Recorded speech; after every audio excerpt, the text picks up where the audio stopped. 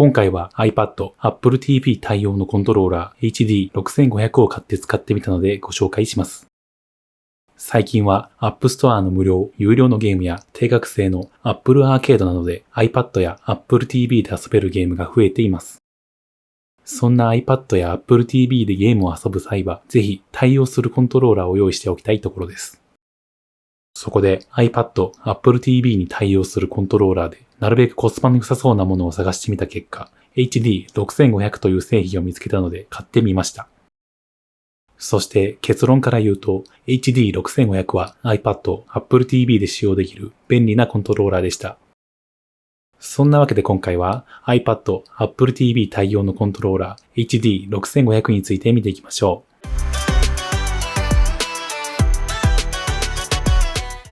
まずは HD6500 の開封について見ていきます。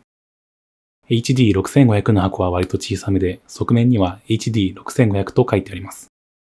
ちなみに HD6500 というコントローラー自体はいろんなメーカーから販売されているようです。次は HD6500 の箱を開封していきます。箱は少し硬くて開けにくい印象でしたが、最初だけなので特に問題はないです。内容はコントローラー本体、USB-C ケーブル、マニュアルの3点となっています。コントローラーのスティック部分はスポンジでガードされていました。また、マニュアルは日本語対応だったので良かったです。HD6500 の正面側には LR スティック、L3、R3 ボタン、ABXY ボタン、プラスマイナスボタン、ホームボタン、そしてターボボタン、スクリーンショットボタン、設定ボタンが搭載されています。HD6500 の背面には USB-C 端子、L1、R1 ボタン、L2、R2 ボタン、ML、MR ボタン、ペアリングボタン、そしてカスタムボタンが搭載されています。コントローラーを持ってみた印象はとても軽く、ボタン類も押しやすくていいと思います。USB-C 端子は充電ができる他に PC と有線接続して使うこともできるようです。ペアリングボタンは Nintendo Switch や Windows PC と接続する際に使うもので今回は使用しません。カスタムボタンでは好きなコマンド入力を覚えさせて ML ボタン、MR ボタンで使えるようにするものですが今回は使用しません。以上が HD6500 の開封になります。続いては HD6500 を iPad に接続していきます。まずはコントローラーを電源オフの状態にしておきます。次にコントローラーのホームボタンと A ボタンを同時に長押しします。するとコントローラーのランプが素早く点灯します。この状態でコントローラーと Apple 端末とペアリングすることが可能になります。コントローラーがペアリングモードになったら iPad から設定、Bluetooth を開きます。Bluetooth のその他のデバイスの項目にXbox ワイヤレスコントローラーと表示されているはずなので選択します。コントローラーとの接続に成功すると接続済みと表示され、コントローラーのランプが点滅から点灯へ変わります。ちなみにこの Xbox ワイヤレスコントローラーという名前は変更することもできます。まずは接続済みの右側の I のボタンをタップします。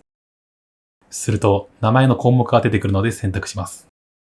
あとはコントローラーの名前を好きな名前に変更することができます。以上が HD6500 を iPad に接続する方法になります。続いては HD6500 のボタン配置の変更について見ていきます。HD6500 は初期設定の状態では Nintendo Switch のボタン配置になっています。具体的には A ボタンと B ボタン、X ボタンと Y ボタンの配置が MFI や Xbox コントローラーと逆になっているのです。一応このままの状態でも iPad でゲームを遊ぶことができるのですが、ゲームによっては遊びにくいものもあるため、ボタン配置を変更していきます。HD6500 では設定ボタンと R3 ボタンを同時に押すことでボタン配置を入れ替えることができます。試してみたところ確かに A ボタン、B ボタン、X ボタン、Y ボタンの位置が入れ替わりました。しかしながらこの方法を使った場合、電源オフにして再起動するとまた初期設定に戻ってしまうという問題があります。そこで iPad から直接ボタン配置をカスタマイズしていきます。まずは iPad の設定から一般ゲームコントローラーを開きます。ゲームコントローラーを開いたらカスタマイズを選択します。カスタマイズを開いたらカスタマイズを有効にするにチェックが入っていることを確認して A ボタンを選択します。A ボタンを開いたら B ボタンを選択します。これで A ボタンを B ボタンに割り当てることができました。あとは同じようにして B ボタンを A ボタンに、X ボタンを Y ボタンに、Y ボタンを X ボタンにカスタマイズしていきましょう。一度 iPad でコントローラーのボタンをカスタマイズしておけば、コントローラーの電源を入れ直しても設定が維持されます。以上が HD6500 のボタン配置の変更になります。続いては実際に HD6500 を使って iPad でゲームプレイをしていきます。まずは iPad で Apple Arcade のファンタジアンをプレイしました。コントローラーはバッチリ動作し、ボタンの反応が良く、スティックでの移動もしやすかったです。ただし、プレイステーションのコントローラーなどに比べると、スティックの感度がいまいちで、緩急をつけられる範囲が狭いと感じました。そのため、例えばゆっくり歩く、走るといった動作の使い分けがやりにくいのですが、実際のところ大半のゲームでは問題がないと思います。また、後で述べるファームウェアの変更によって改善することも確認できています。続いては iPad で原神をプレイしてみました。こちらはゲーム内の設定から変更することでコントローラーが使えました。原神はアクション RPG でボタン操作を多用するので、タッチ操作よりもコントローラーを使った方が快適に遊べると思います。以上が HD6500 で iPad のゲームをプレイになります。次は HD6500 の電源をオン・オフする方法を見ていきます。HD6500 の電源をオフにするには、コントローラーのホームボタンを長押しするだけです。逆に HD6500 の電源をオンにするには、コントローラーのホームボタンを2秒ほど長押しします。一度ペアリング済みの場合は自動的に接続されます。以上が HD6500 の電源をオン・オフする方法になります。続いては HD6500 を Apple TV に接続してゲームをプレイしていきます。まずは HD6500 を iPad と同じようにペアリングモードにしておきましょう。コントローラーをペアリングモードにしたら、お使いの Apple TV から設定を開きます。設定を開いたら、リモコンとデバイスを選択します。リモコンとデバイスを開いたら、Bluetooth を選択します。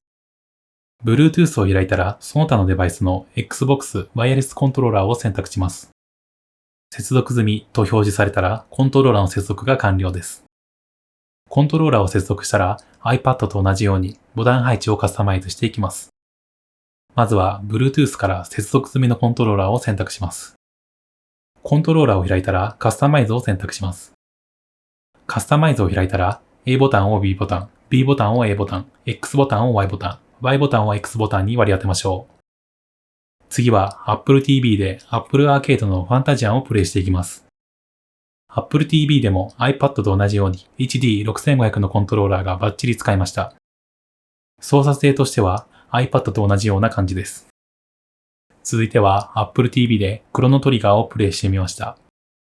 Apple TV を使うことでテレビとコントローラーでプレイできるのでコンシューマーゲーム機のような感覚でプレイできました。以上が HD6500 を Apple TV に接続してゲームプレイになります。続いては HD6500 を使ってみて気づいたメリットについて見ていきます。一つ目の HD6500 のメリットは軽くて使いやすいです。HD6500 は 190g ととても軽量なので長時間のゲームプレイでも負担を感じにくいと思いました。またボタン類も押しやすいのでいいと思います。二つ目の HD6500 のメリットは Apple 端末、Android 端末、Switch、PC で使えるです。今回は iPad と Apple TV でしか試していませんが、他にも iPhone、iPod Touch、Mac、Android スマホやタブレット、Nintendo Switch、Windows PC などでも使えるようです。これだけ対応デバイスが多いと便利だと思います。三つ目の HD6500 のメリットはコスパがいいです。HD6500 は他の MFI、PlayStation、Xbox などのコントローラーと比べると買いやすく、コスパのいい製品だと思います。そのためコスパ重視でコントローラーを探している方におすすめになります。4つ目の HD6500 のメリットは電池持ちがいいです。実際に HD6500 でゲームを遊んでいると長時間使用しても電池が減りにくかったのでいいと思いました。一応カタログスペックでは最長15時間使用できるようです。以上が HD6500 を使ってみて気づいたメリットになります。続いては HD6500 を使ってみて気づいたデメリットについて見ていきます。一つ目の HD6500 のデメリットはボタンの配置入れ替えが電源オフでリセットされるです。HD6500 にはボタン配置を入れ替える機能が搭載されているのですが、電源を切るとリセットされてしまうのが残念なところです。さすがに毎回電源を入れるたびにボタン入れ替えの設定をするのはめんどくさいので、結局 iPad や Apple TV 側でボタン配置のカスタマイズをすることになったので、この機能はあまり意味がなかったです。二つ目の HD6500 のデメリットは、慣れるまでボタンを押し間違いがちです。HD6500 ではボタン配置をカスタマイズすることで MFI や Xbox と同じように使うことができます。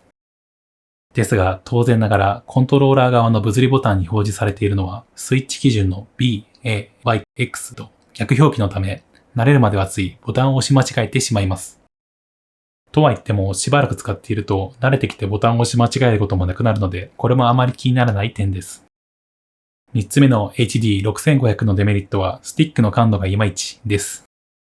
HD6500 はスティックの感度がそれなりなので、PlayStation などの純正コントローラーと比べるといまいちな印象です。例えば初期設定ではスティックを軽く倒しただけで強く入力されてしまい、カーソルを少しだけ動かしたり、キャラクターをゆっくり歩かせるといった動作が困難でした。一応別のメーカーの HD6500 のページでファームウェアが公開されていて、ここでバージョン 1.13 に変えてみたところ改善されました。とは言ってもほとんどのゲームではスティックのシビアな入力が必要なく普通に遊べるので特に大きな問題ではないと思います。以上が HD6500 を使ってみて気づいたデメリットになります。総評としては HD6500 はコスパのいいコントローラーなのでおすすめです。HD6500 はボタン配置がスイッチ基準の B、A、Y、X になっているのが欠点ですが、iPad や Apple TV 側からボタン配置をカスタマイズすることでカバーできます。HD6500 はコントローラーに対応している App Store の有料ゲームはもちろん、Apple Arcade のゲームにも対応しているので、数多くのゲームで利用できます。iPad や Apple TV で使える MFI、PlayStation、Xbox のコントローラーは結構いい値段がするので、それに比べると HD6500 は買いやすくなっています。また、今回は iPad と Apple TV でしか試していませんが、他にも iPhone、iPod Touch、Mac、Android スマホやタブレット、Nintendo Switch、Windows PC などでも使えるので便利です。HD6500 は PlayStation などの純正コントローラーと比べるとスティックの感度がいまいちなのですが、消耗品と割り切って使う分にはいいと思います。このように HD6500 はコスパのいいコントローラーとなっています。今回は iPad、Apple TV 対応コントローラー HD6500 についてご紹介しました。